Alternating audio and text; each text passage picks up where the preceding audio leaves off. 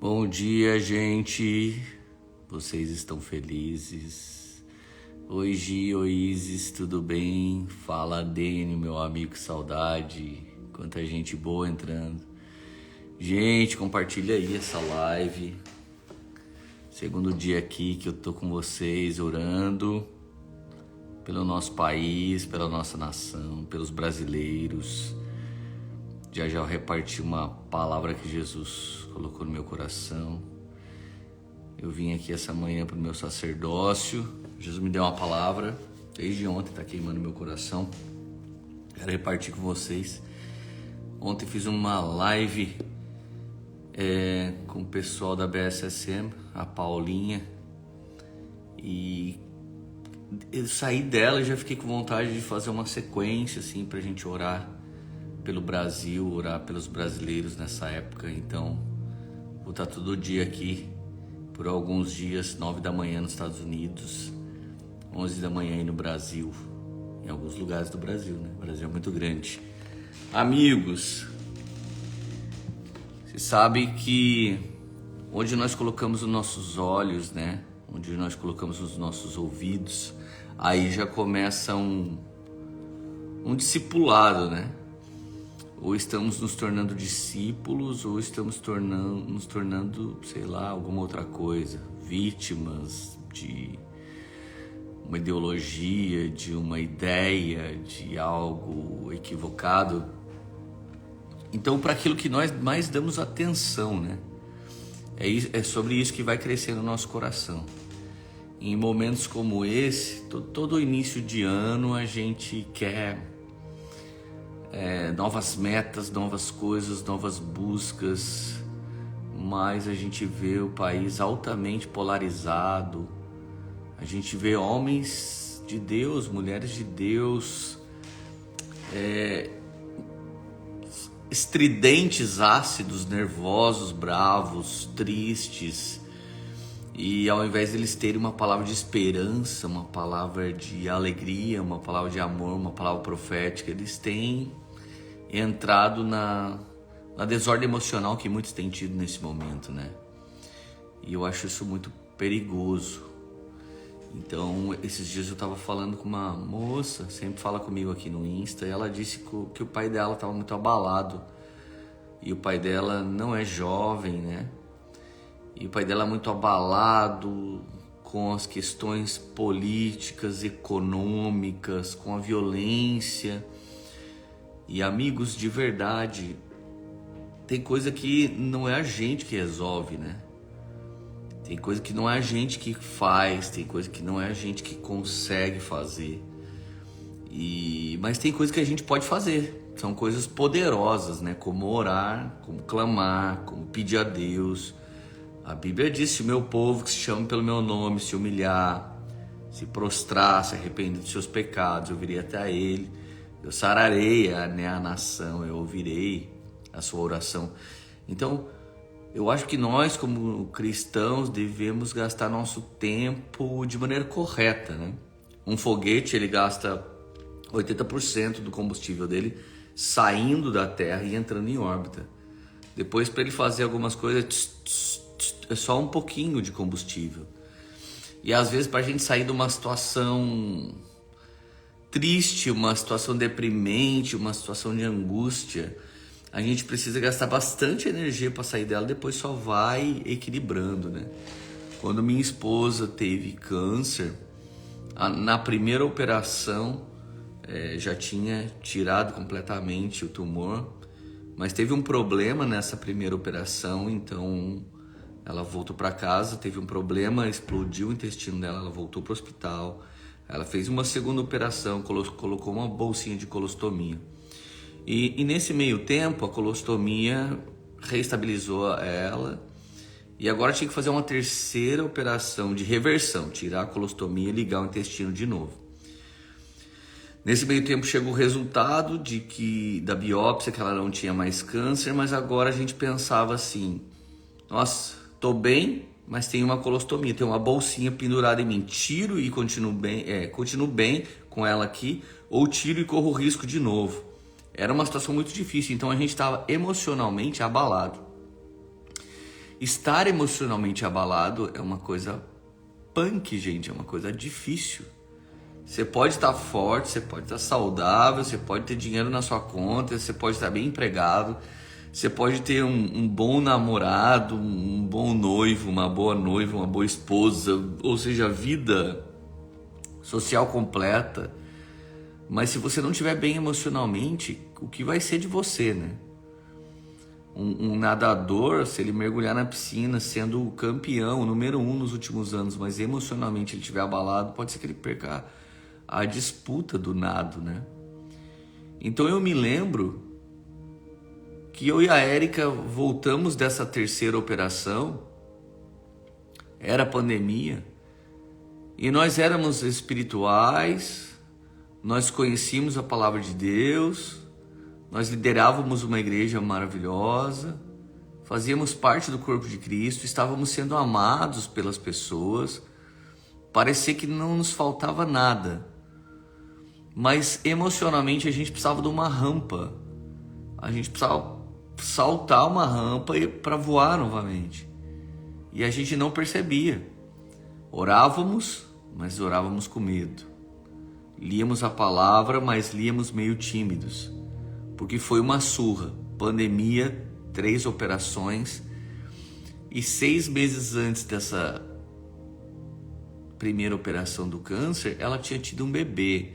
Então foi uma mulher que passou por 4 operações, aí no intervalo a primeira do câncer foi com 6 meses depois, 5 meses depois, no intervalo de 7 meses, 8 meses, assim, ela tinha feito 4 operações, cabelo caindo, e eu parei toda a minha agenda, né, para cuidar dela. Eu corria para Poema, né, para nossa igreja, para gravar as lives. Eu pedia para os pastores cuidar de todas as pessoas que precisavam de ajuda. Eu estava por trás de tudo que eles estavam fazendo junto com eles, mas eu estava abalado emocionalmente. Então é sobre isso que eu quero falar com você. Deus não muda, Deus não se abala. A palavra de Deus não muda. No céu não tem crise, o Espírito Santo não tem crise, Jesus não tem crise, mas nós temos. E às vezes temos porque olhamos para o lugar errado, olhamos para situações e não para a solução. Às vezes pensamos no caos e não andamos por fé. Então sentir é menos que fé. Ver é menos que fé. Considerar a situação é menos que fé. Tudo isso é racionalidade, tudo isso é sentimento, tudo isso aguça seu emocional a ponto dele quase explodir. Então, de verdade, se você quer um 2023 diferente, um Brasil diferente, você quer ser um brasileiro diferente, aliás, se você quer ser um cidadão da Jerusalém Celestial, né? Porque a palavra diz que nós somos embaixadores de Cristo nessa terra. Ou seja, não estamos aqui vivendo a nossa vida, mas a vida que Deus nos deu. Não estamos aqui fazendo as nossas coisas, mas as coisas que Deus designou para a gente fazer. Até mesmo o Pai Nosso é um download, seja feito aqui na terra como no céu. Só que de repente a gente olha para o lado e vê as pessoas fazendo uma desordem, uma desgraça. Então o pai dessa minha amiga, ele estava tão abalado que ela falou: Lê, ele está estranho, ele não está nosso amigo, ele não passou o Natal com a gente, ele não passou o Ano Novo com a gente. Tem muita gente que estava esperando um Brasil a partir da política. Mas a gente precisa esperar, se somos cristãos, precisamos esperar um Brasil a partir de Deus. E aí muita gente pode falar: cara, mas e as promessas que Deus fez? Elas não estão acontecendo. Se promessas que homens entregaram foi a partir das suas almas, das suas emoções, elas nunca vão se cumprir. Porque Deus trabalha para que se cumpra aquilo que Ele falou, não aquilo que os homens inventaram. Então, tanto esses profetas como cada um de nós precisa elevar o nosso nível de saúde emocional para entendimento apostólico, para um caminhar profético. Nós temos que ter, sim, domínio emocional, saúde emocional, mas temos que ter a mente de Cristo. Precisamos ter os nossos olhos fixos nele. Precisamos ter uma âncora de alma saindo do nosso coração e indo até o trono da graça de Deus, como viveu Abraão. Então eu quero repartir com vocês rapidinho, que eu sei que vocês estão no meio do dia, não quero roubar o tempo de ninguém, uma palavra que o Senhor assentou no meu coração. E eu estava me maravilhando com ela aqui, e eu não podia deixar vocês sem ouvir isso. Romanos 8, quando você estiver em perigo, dá uma olhada em Romanos 8, que é muito bom.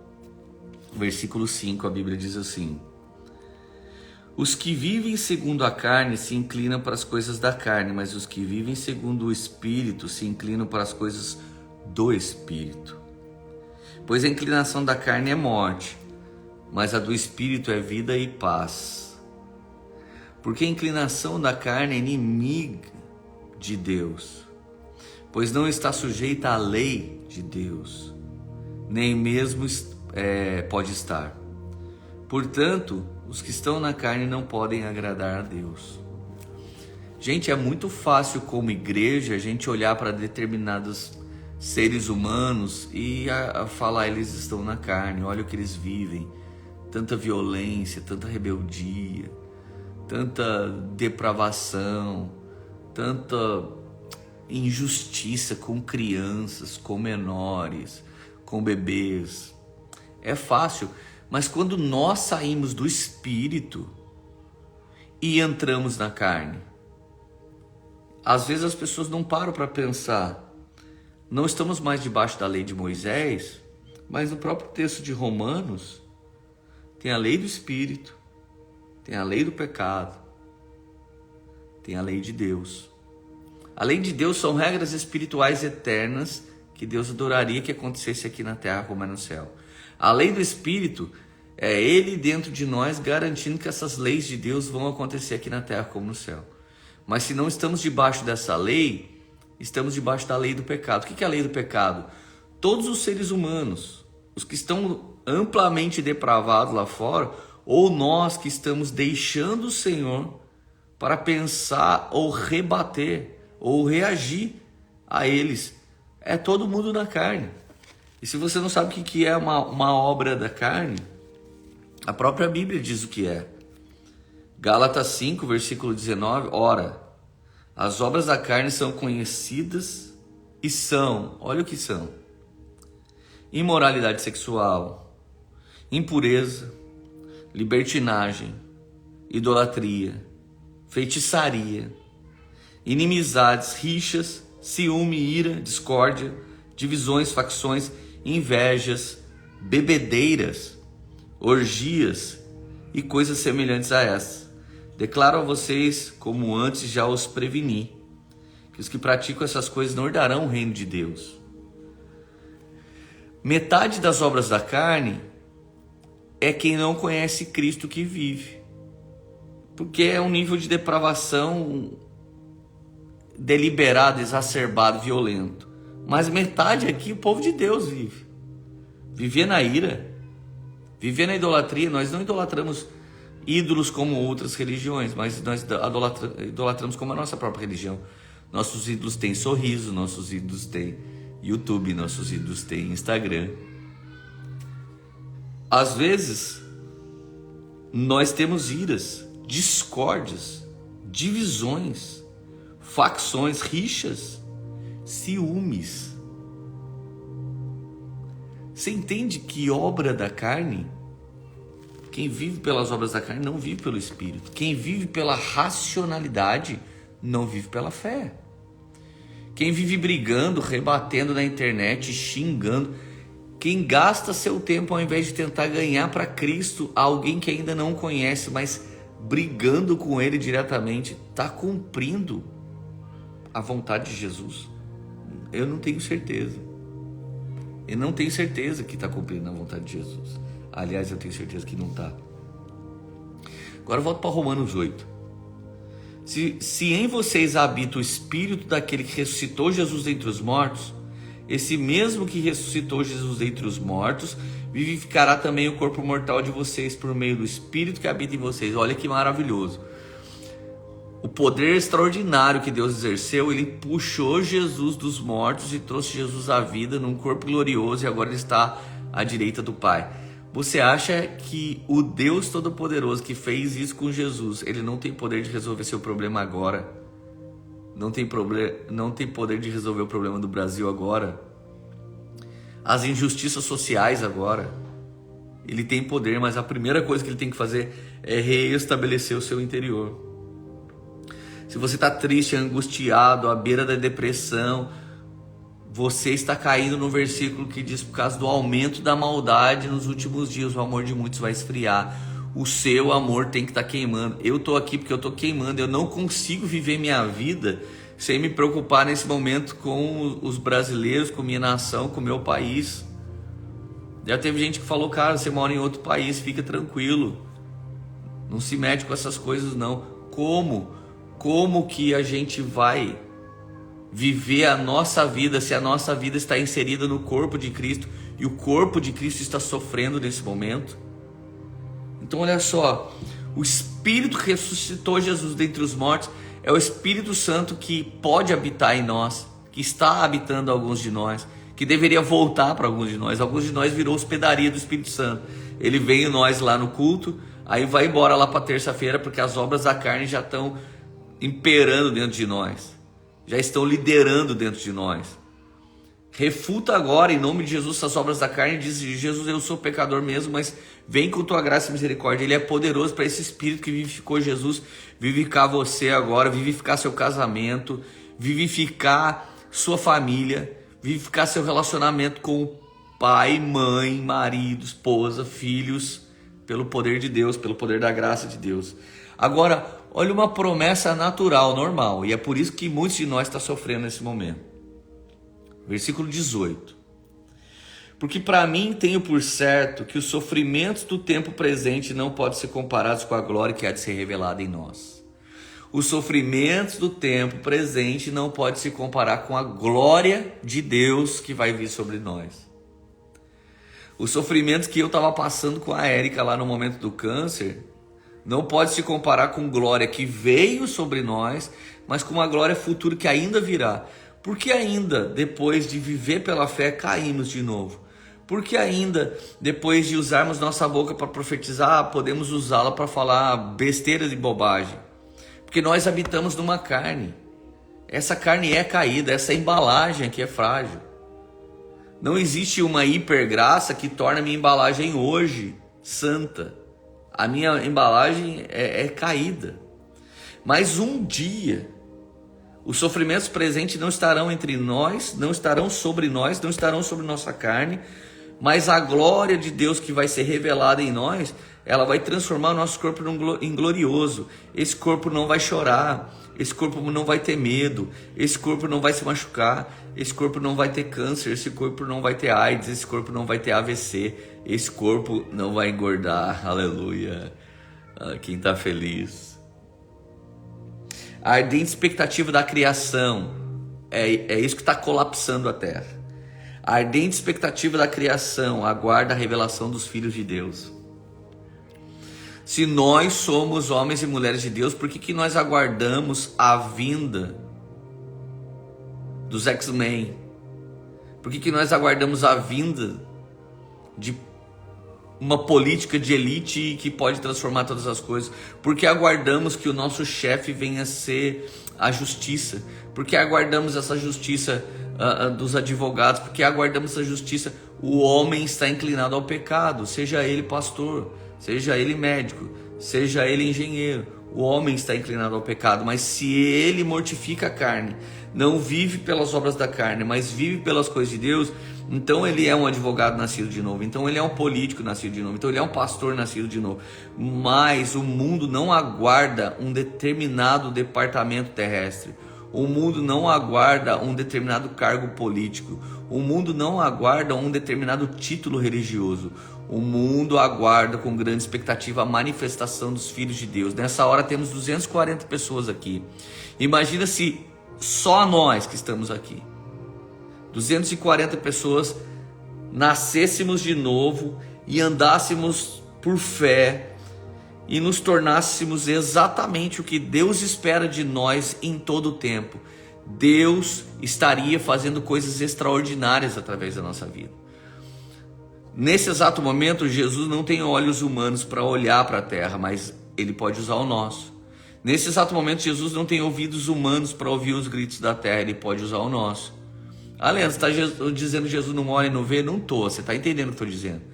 Nesse momento ele não tem mãos que tocam e abraçam, mas ele pode usar nós. Nesse momento ele não tem pés aqui de carne para ele sair andando e fazendo evangelismo. Ele pode usar a gente.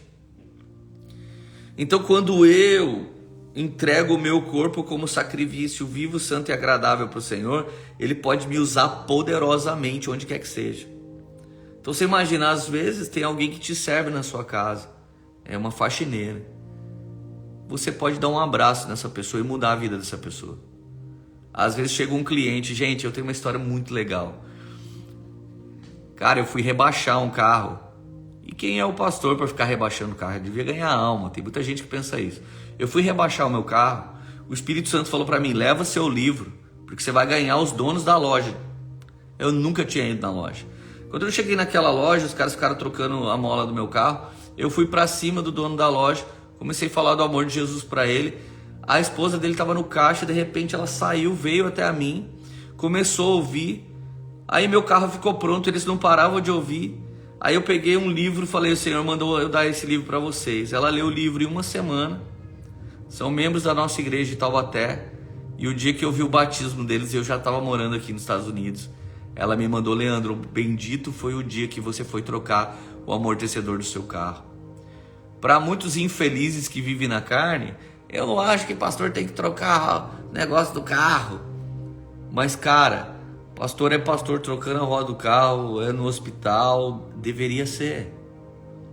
Porque todo nascido de novo, ele não abandona a nova natureza de Cristo. Onde você estiver, você não cuida só dos seus interesses, mas você vai cuidar dos interesses de Jesus. Jesus amava aquele casal, queria aquele casal, mas muito crente, muito cristão passou por lá e deveria estar lutando por qualquer outra coisa que não fosse a milícia celestial.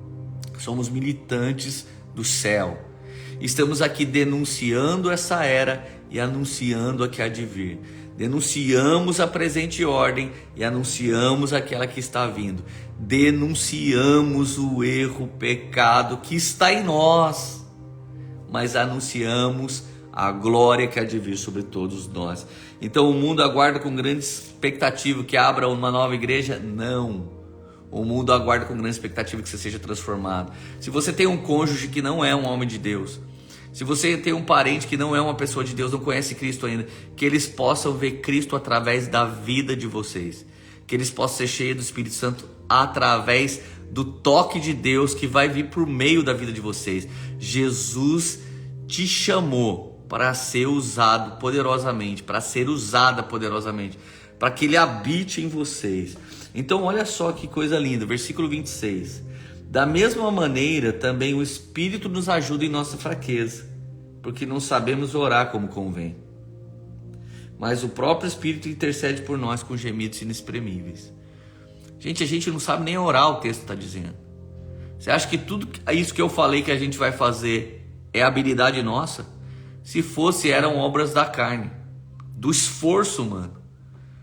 Mas o próprio Espírito vai nos ensinar a fazer. Então você só tem que dizer, Espírito Santo, me ajuda. Não sei nem orar. Ele te ajuda, porque na nossa fraqueza, a gente não sabe nem orar. Mas Ele intercede por nós com gemidos inexprimíveis. Já tentou entender gemidos inexprimíveis? Eu acho que não dá para expressar. São gemidos. Talvez você teve tanta angústia e sofrimento que você orou sem palavras. Sabe? Eu me lembro no dia que o médico olhou para mim e falou assim, eu estou lutando para sua mulher ficar viva. Eu deitei no chão e eu comecei a ter gemidos inexprimíveis. Eu falei, Jesus, faz isso comigo não, cara. Não faz isso. Se você tem que levar alguém, leva eu então, porque meus filhos precisam de mãe, Deus. Eu sei que eu sou um pastor hoje, mas tem um monte de pastores que podem solucionar isso. Mas os meus filhos precisam de mãe, eu acho que eles precisam mais da mãe do que do pai. O pouco que eu consegui orar era isso. mas com gemidos inexprimíveis eu fiquei lá 1 hora, 2 horas, 3 horas. E o Espírito Santo falando, eu vou tirar a Érica dessa. Tem dia que a gente não sabe como orar. Não importa, ore com suas lágrimas. Eu não sei se você já teve um filho, se já teve um irmãozinho, ou já teve uma criança linda que chegou para você com um rabisquinho feio e disse, olha esse desenho. E você entendeu que era você. Tinha 2 risquinhos da perninha, o risquinho do corpinho, risquinho do bracinho. Era um rabisco. Aí você olhou aquele rabisco e você entendeu que era uma homenagem para você. Se nós que somos maus entendemos o rabisco de uma linda criança, imagina se Deus não entende seus rabiscos. Ele entende. Ele sabe ler seus rabiscos. Ele sabe ler que no meio de toda essa loucura da sua vida você está querendo fazer uma coisa boa. Versículo 31, para a gente poder orar. Que diremos então, à vista dessas coisas? Se Deus é por nós, quem será contra nós?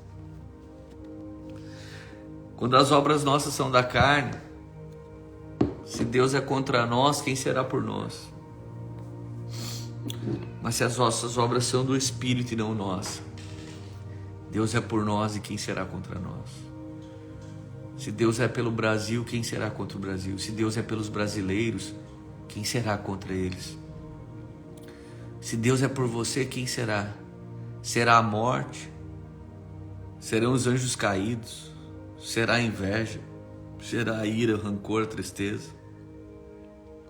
Alguém pode até jogar seu corpo por terra, te matar aqui, mas num piscar de olhos você já está com ele na eternidade. Nem a morte pode nos separar do amor de Deus. Nem a largura, nem a profundidade, nada pode nos separar do amor de Deus. Então, minha pergunta última para eu orar junto com você. Onde você está colocando seus olhos? Onde você está colocando seu coração? Vamos tirar os nossos olhos de todos os lugares onde Ele não está? Vamos colocar nosso coração nele, porque dele, por Ele e para Ele são todas as coisas, inclusive nós, inclusive essa live. Senhor, no nome de Jesus, eu queria clamar por nós, por mim primeiro.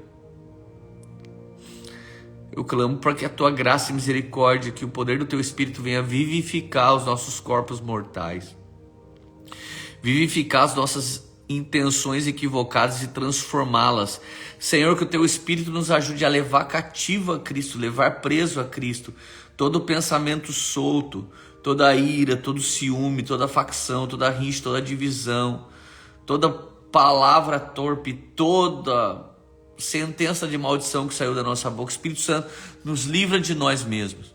Espírito Santo, nos livra da tristeza, nos livra da angústia, nos livra do medo, nos livra, Senhor Jesus, da televisão, nos livra, Senhor Jesus, das notícias dos sites, nos livra, Senhor Jesus, de tudo que não vem de Ti. Nos livra de virar um depósito do medo, um depósito da insegurança. Nos livra, Senhor Jesus. A nossa posição hoje é na frente dos hospitais, é na frente da rampa do governo, é na frente dos quartéis, é na frente, é do lado esquerdo, é do lado direito. Nosso momento, Jesus, nossa posição é de joelho, prostrados, orando para que Deus traga um grande avivamento para o Brasil, para que Deus traga um grande avivamento sobre nossas casas, um grande avivamento sobre os nossos corpos mortais, um grande avivamento sobre nossas igrejas, ministérios, um grande avivamento sobre nossa vida. Espírito Santo, nos ajuda. Sara as nossas emoções, sara os nossos olhos, nossos ouvidos, os nossos corações. Nos puxa e nos atrai para o centro da sua vontade, Pai. Pelo poder do nome de Jesus, nos ajuda a amá-lo mais, nos ajuda a ouvi-lo mais, nos ajuda a ter mais de Ti, Senhor, pelo poder do nome de Jesus. Abençoa a vida de cada pessoa que está nessa live. Amanhã nós estaremos juntos de novo, Senhor. Nos dá graça de estarmos aqui amanhã de novo. E nós vamos continuar clamando por alguns dias, para que o Senhor avive essa nação, avive cada pessoa que está aqui. toque a vida de cada família. Abra uma porta que possa estar fechada nesse momento. Traz uma fonte inesperada sobre as pessoas que estão aqui, Pai. Pelo poder do nome de Jesus. Amém. Amém. Vocês estão felizes, gente? Estou feliz demais de estar aqui. Eu não gosto de fazer live, não gosto. Mas eu fiquei com tanta vontade esses 2 dias aqui que eu só tô querendo orar, clamar junto com vocês. Deus abençoe em nome de Jesus. Amo vocês, tanta gente maravilhosa aqui, tanta gente que eu tenho saudade. Deus abençoe. Manda essa live para um monte de gente. Deus abençoe, galera.